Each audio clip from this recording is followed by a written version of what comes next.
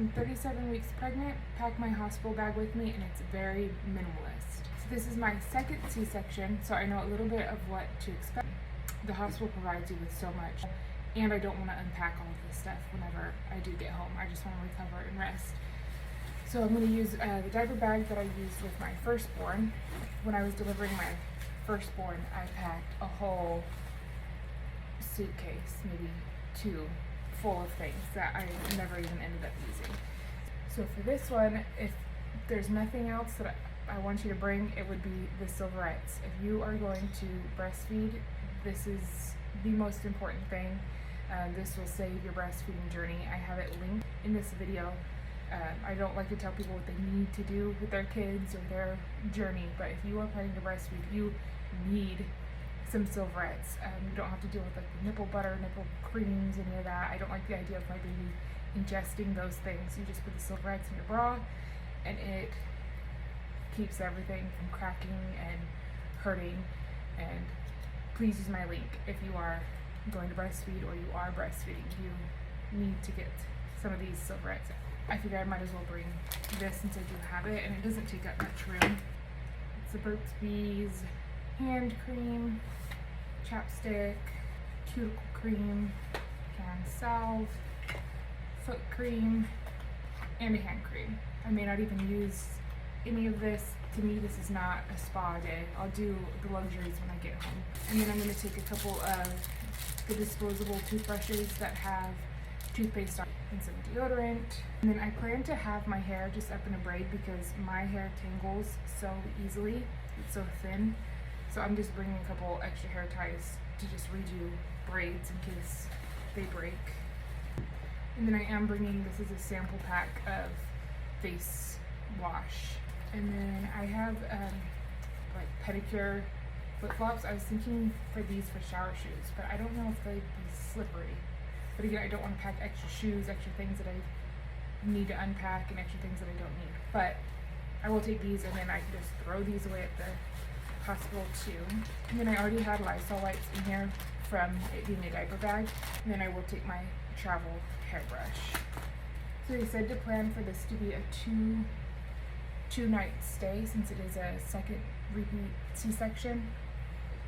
So, but I'm still packing very minimal, and then my mom and my husband will be in and out of the hospital. So if I really do need something, I'm sure they'll bring it to me.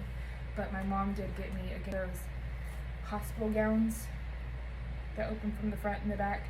I think I'm going to just use this for after the C-section. I think I'll use the actual hospital one during the C-section. Well, let me know, do I even have the option to use this during a C-section?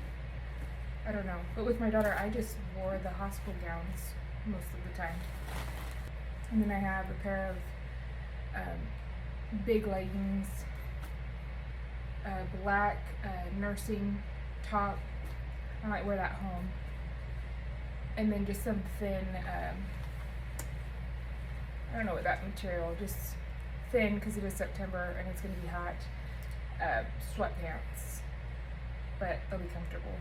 And then 3 nursing bras, and then my own grippy socks that my mom had gotten me, labor of love grippy socks, but the hospital does provide grippy socks.